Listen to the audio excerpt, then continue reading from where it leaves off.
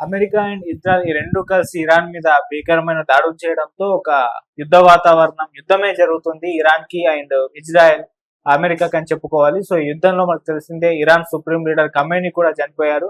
అటు పక్క ఇరాన్ ప్రతీకార దాడులు చేస్తుంది. గల్ఫ్ దేశాల మీద కంప్లీట్ గా దాడులు చేయడం మనం చూస్తూ ఉన్నాం. సో అక్కడ దుబాయ్, యుఏఈ ఇలాంటి మొత్తం ఏరియాల్లో గల్ఫ్ ఏరియాలో పైన కూడా ఇరాన్ భీకరమైన దాడులు చేస్తుంది. అసలు ఏం జరుగుతుంది, మరి ఎటువంటి పరిస్థితులకి ఇవి దారి తీయొచ్చు, మరి ఖమేనీ మృతి పట్ల ప్రపంచవ్యాప్తంగా ఎటువంటి రెస్పాన్స్ వస్తుందో కూడా చూస్తాం. సో భిన్నాభిప్రాయాలు రావడం కూడా జరిగింది. సో దీని గురించి కంప్లీట్ ఒకసారి డిస్కస్ చేయడానికి ప్రజెంట్ మనతో పాటు అనలిస్ట్ మైనంపాటి మురళీ శర్మ గారు ఉన్నారు. వారి గురించి ఒకసారి తెలుసుకునే ప్రయత్నం చేద్దాం. నమస్కారం సార్. నమస్కారం.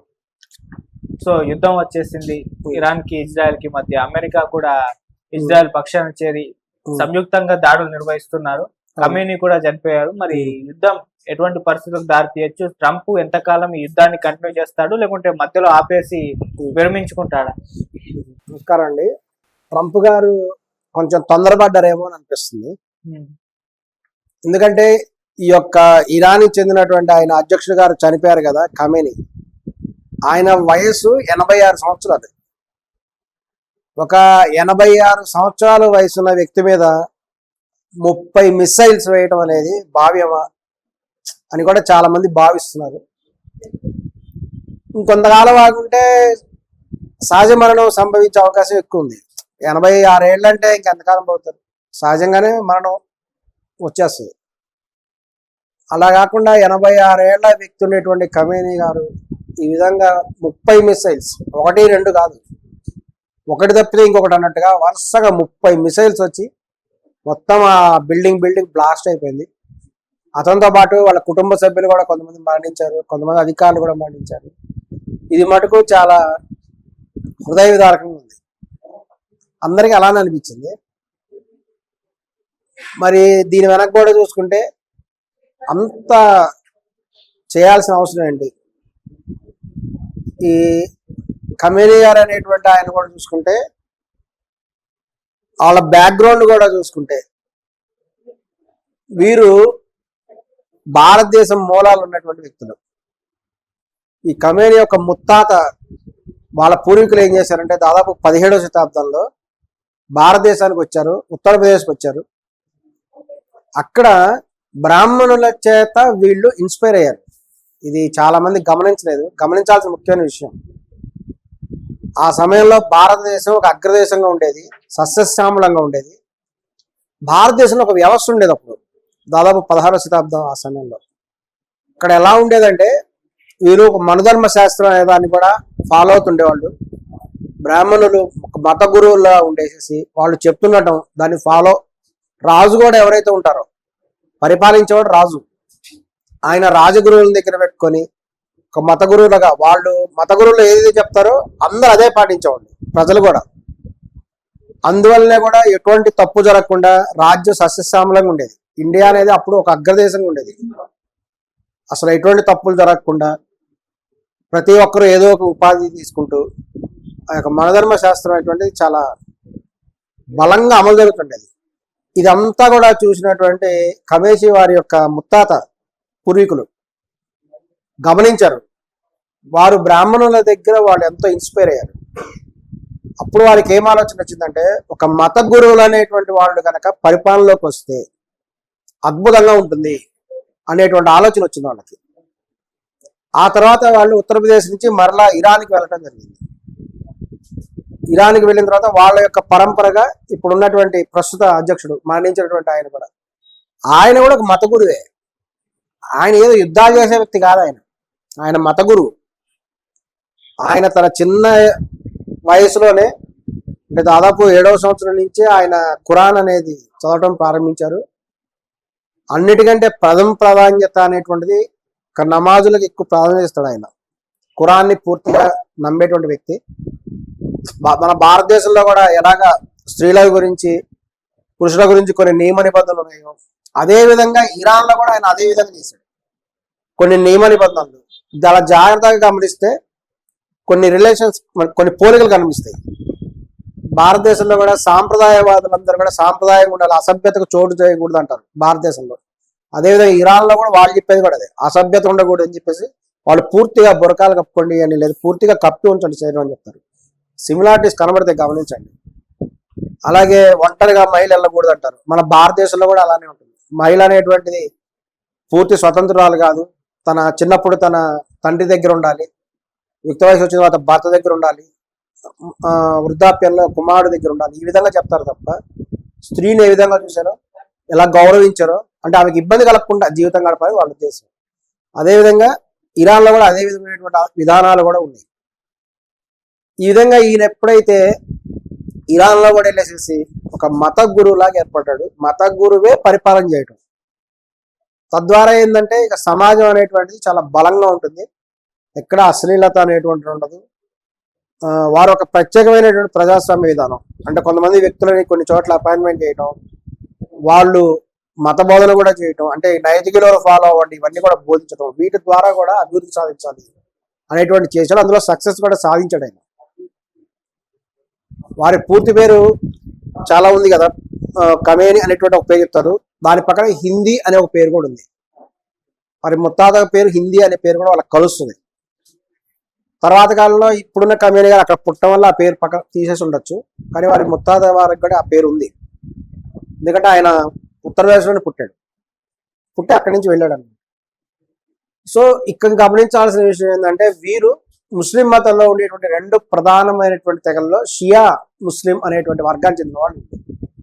షియా ముస్లింలు అనేటువంటి వర్గం వీరు సున్నీ మతానికి పూర్తిగా వ్యతిరేకులు. సున్నీ మతం వారు కొన్ని రకాల విధానాలు వాళ్ళు అమలు చేస్తే, షియా ముస్లింలు వారి యొక్క విధానం వేరే ఉంటుంది. మహమ్మద్ ప్రవక్త తర్వాత వారి అల్లుడి గారి పరంపర ఒకరుని, లేదు ఖలీఫా ద్వారా ఉండాలన్న ఒకళ్ళు.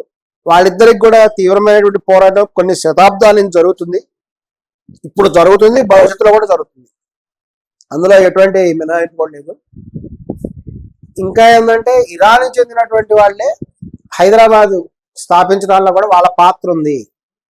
చార్మినార్ కట్టేటువంటి సమయంలో, మరియు ఇక్కడ కొన్ని ప్రముఖ కట్టడాలు కట్టే సమయంలో ఇరాన్ వాళ్ళే వచ్చి ఇక్కడ కట్టారు అనేటువంటిది కూడా చరిత్ర చెబుతున్నది. ఇవన్నీ కారణాలు ఉన్నాయి. ఇన్ని కారణాలు ఉండటం వల్లే భారతదేశంలో ఉండేటువంటి ముస్లిమ్స్ కూడా, వీరంతా కూడా షియా వర్గానికి చెందినటువంటి వాళ్ళు. షియా వర్గానికి చెందినటువంటి వాళ్ళు అవటం వల్లే వీళ్ళందరూ కూడా ఆయనకి మరణించినప్పుడు వీళ్ళు కూడా సంధ్యాపాన్ని తెలియజేశారు, ఇదంతా కూడా తెలియజేశారు. ఏమైనా అమెరికా మటుకు తను విజయం సాధించిందని అనుకుంటుంది, కానీ వాస్తవం కాదు. ఎందుకంటే ఒక ఖమేని చనిపోతే ఆయన తరపున ఇంకొకటి వస్తాడు కదా, అక్కడ విధానాన్ని మార్చాలి తప్ప వ్యక్తితో మొత్తం సమాజం మారుతుందని అనుకోకూడదు. ఒక ఖమేని పోతే ఇంకొక ఖమేని వస్తాడు, ఇంకొక అతను వస్తాడు అతని ప్లేస్లోకి. అందుకని వాళ్ళ యొక్క ఆలోచన తీరు, వాళ్ళ వ్యవస్థని మార్చగలిగితేనే మొత్తం మారుతుంది తప్ప అతని మరణంతో సాధించింది ఏం లేదా అనుకుంటున్నాము. కానీ ట్రంప్ గారు అయితే ఎప్పుడు శాంతి బహుమతి సంపాదించాలనే కృషి చేస్తుంటాడు కదా. తాను ప్రపంచంలో యుద్ధాలని నిర్మూలించి శాంతి స్థాపించాలనే ఉద్దేశంతో ఎప్పుడు ట్రంప్ ఉంటాడు. కాబట్టి ఇరాన్లో కనుక ఇప్పుడు అతను చంపివేస్తే వారు చేసిన ప్రధానమైన ఆరోపణ ఏంటంటే అణుబాంబులు తయారు చేస్తున్నారు. అది ప్రధాన ఆరోపణ. ఇరాన్ కనుక రేపు అణుబాంబులు తయారు చేస్తే అది చుట్టుపక్కల ఉన్న దేశాలన్నిటి మీద వేసే అవకాశం ఉంది. చాలా ప్రమాదం.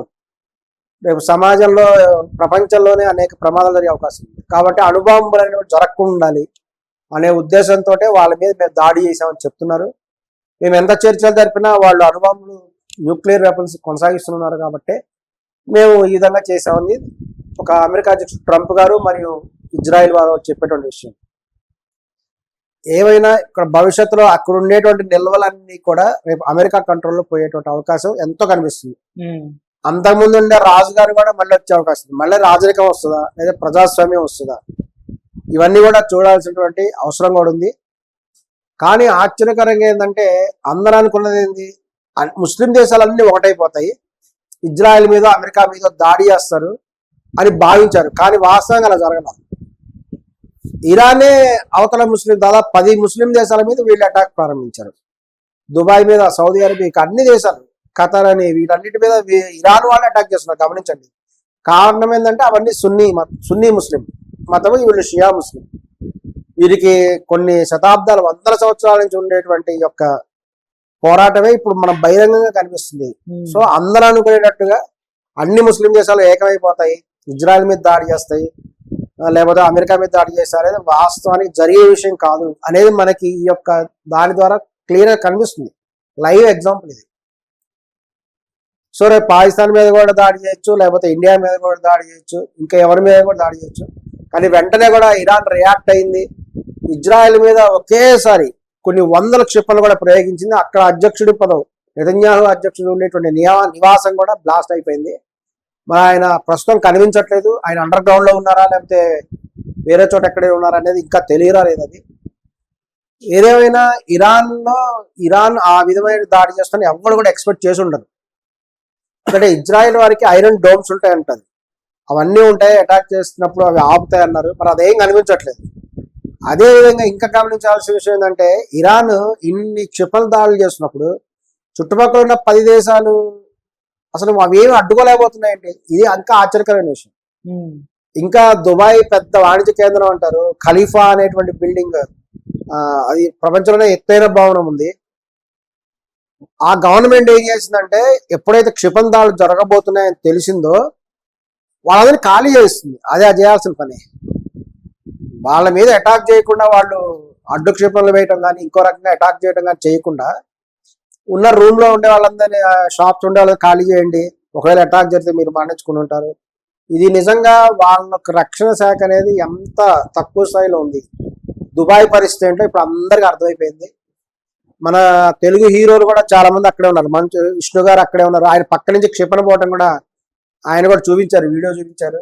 పివి సింధు గారు అక్కడే ఉన్నారు. వీళ్ళందరూ స్పష్టంగా చూపించడం జరిగింది. పరిస్థితి ఎలా అయిపోయిందంటే ఇప్పుడు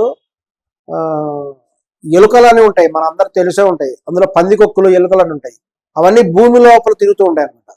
అక్కడ పరిస్థితి కూడా అలాగే అయింది. పైన అందమైన బిల్డింగ్ ఉంటుంది, బిల్డింగ్ అడుగున మనకు సెల్లాలు ఎలా ఉంటాయో అలా మరొక ప్రపంచం ఉంది. అందరి బాంబులు పేలుతున్నాం కానీ వాళ్ళందరూ అడుగుకి వెళ్ళిపోవాలి, సెల్లార్లలో అండర్ గ్రౌండ్ లోకి వెళ్ళిపోవడం, దాక్కోవడం. అంటే ఒక ఎలుకల్లాగా జీవించాల్సిన పరిస్థితి వచ్చేసింది, ఒక పందికొక్కుల్లాగా జీవించాల్సిన పరిస్థితి వచ్చింది ఈ రోజున.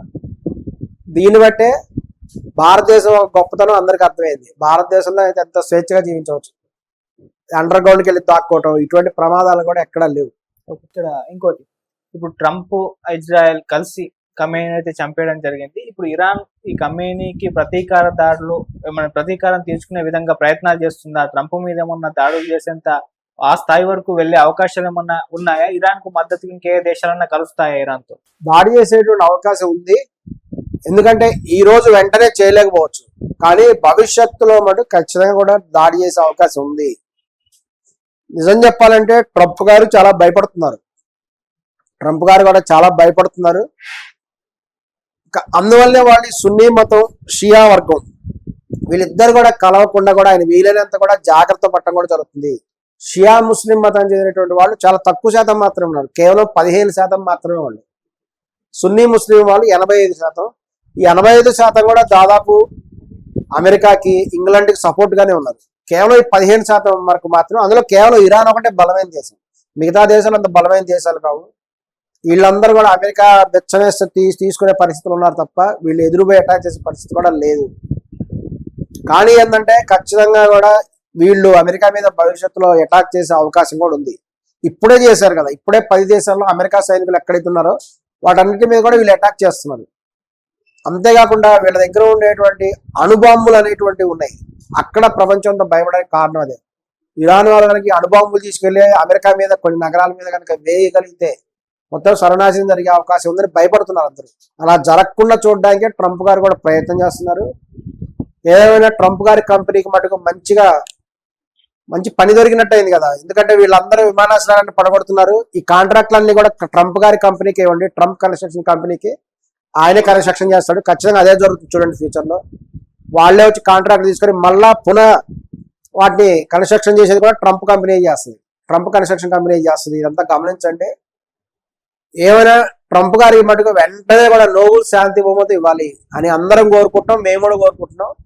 ఎందుకంటే ఆయన ప్రపంచం అంతా యుద్ధంలో మునిగిపోకుండా, ప్రపంచం అంతా అణుయుద్ధం జరగకుండా కాపాడడానికి తీవ్రంగా కృషి చేస్తున్నారు. కాబట్టి ఖచ్చితంగా కూడా మీ యొక్క నోబెల్ శాంతి బహుమతి కమిటీ వారికి విజ్ఞప్తి చేస్తున్నాం. మీరు వెంటనే కూడా తర్వాత మీరు ప్రకటించేటువంటి బహుమతుల్లో ట్రంప్ గారికి 100% నోబెల్ పీస్ ప్రైజ్ ఏదైతే ఉంటుందో అది వెంటనే ఇవ్వాలని కూడా అందరం కూడా కోరుకుంటున్నాం. ఇవైతే మేము కూడా నామినేట్ కూడా చేస్తాం. ఇక్కడ యుద్ధం అనేది ఇంకా 4 వారాలు కంటిన్యూ అవుతుందని చెప్పేసి ట్రంపే ప్రకటించాడు. మరి 4 వారాల పాటు యుద్ధం కంటిన్యూ అవుతే ఇటు పక్క ఇరాన్ కూడా గల్ఫ్ దేశాల మీద దాడులు చేస్తుంది, ఇజ్రాయెల్ మీద వాళ్ళు పోరాటం చేస్తూ ఉన్నారు కాబట్టి సో అటాక్స్ అయితే ఉంటాయి. అటు పక్కన రష్యా నుంచి సపోర్ట్ ఇరాన్ కి వచ్చినా కూడా ఇంకే దేశాల నుంచి వచ్చినా కూడా ఇది పెద్ద యుద్ధంగా పరిణమించే అవకాశం ఉందా? 3వ ప్రపంచ యుద్ధం వచ్చే అవకాశాలు ఏమన్నా కనిపించే అవకాశం ఉందా ఇక్కడ? అవునండి, 3వ ప్రపంచ యుద్ధం అవకాశం ఉంది. ఎందుకంటే ఇప్పుడు రష్యా వాళ్ళు కనుక ఇన్వాల్వ్ అయినా, చైనా వాళ్ళు ఇన్వాల్వ్ అయినా, ఇదంతా ప్రపంచ యుద్ధం కూడా పరిణామం వచ్చే అవకాశం ఉంది. మెయిన్ ఏంటంటే ఇజ్రాయెల్ మీద అటాక్ చేయడం కూడా ప్రయత్నం చేస్తున్నారు. ఈ యొక్క పాలస్తీనాకు సపోర్ట్ గా ఇరాన్ మొదటి నుంచి వస్తుంది. వారి వద్ద ఉన్నటువంటి అణ్వాయుధాల వల్లే అందరూ భయపడుతున్నారు. ఆల్రెడీ దాని గురించి కూడా అణ్వాయుధం వాటి మీద వాళ్ళు అటాక్ చేయడం జరిగింది. అటాక్ చేసి అణ్వాయుధ వ్యవస్థను నిర్వీర్యం చేయడానికి కూడా ప్రయత్నం కూడా చేస్తున్నారు. ట్రంప్ గారు ప్రకటన ఇచ్చారు, ప్రజలందరూ కూడా బయటికి రండి, ప్రజలందరూ కూడా మీకు ఇదే దాన్ని ఏమంటారు తిరుగుబాటు చేయండి అని కూడా ప్రకటన చేశారు కదా. మరి ప్రజలంతా ఏం తిరుగుబాటు చేస్తున్నట్టు ఏం కనిపించట్లేదు. అక్కడ అంతర్యుద్ధం ఏమైనా జరుగుతుందా అనేటువంటి తెలియజేయట్లేదు. ఎందుకంటే రీసెంట్ గా కూడా ఇరాన్ లో చాలా మంది రెవల్యూషన్ జరిగింది. అక్కడ ఉండేటువంటి మహిళలు ముఖ్యంగా కూడా బురకా ధరించడానికి ఇష్టపడలేదు. వాటిని తొలగించినప్పుడు బురకా వేసుకునే అమ్మాయి కూడా వాళ్ళు మరణశిక్ష అని చేయలేదు, కానీ ఆ మరణించింది ఏ కారణం చేత అయినా. సో అక్కడ ఉండేటువంటి వాళ్ళు కంపల్సరీగా వస్త్రధారణ గురించి కూడా తీవ్రమైనటువంటి ఒత్తిడి కూడా పెరుగుతున్నది. అక్కడ మహిళలు పురుషులు కూడా వారు అంతకుముందు విధానం ప్రకారం పార్సీ విధానంలోకి రావాలని తీవ్రంగా కృషి చేస్తున్నారు. ఈ విధంగా కూడా చేయగలిగితే మొత్తం ప్రపంచం వ్యవస్థ కూడా మారే అవకాశం కూడా ఉంది. ప్రపంచంలో పెను మార్పులు జరిగేటువంటి అవకాశం ఉంది. ఎందుకంటే ఒక ముస్లిం దేశం కనుక వేరే ఇతర మతంలోకి మారటం, పార్సీ దేశంగా మారటం అనేది మరలా ప్రపంచంలో కొత్త చరిత్ర కూడా తిరగరాయబడుతుందని కూడా అందరూ భావిస్తున్నారు. Right, thank you so much.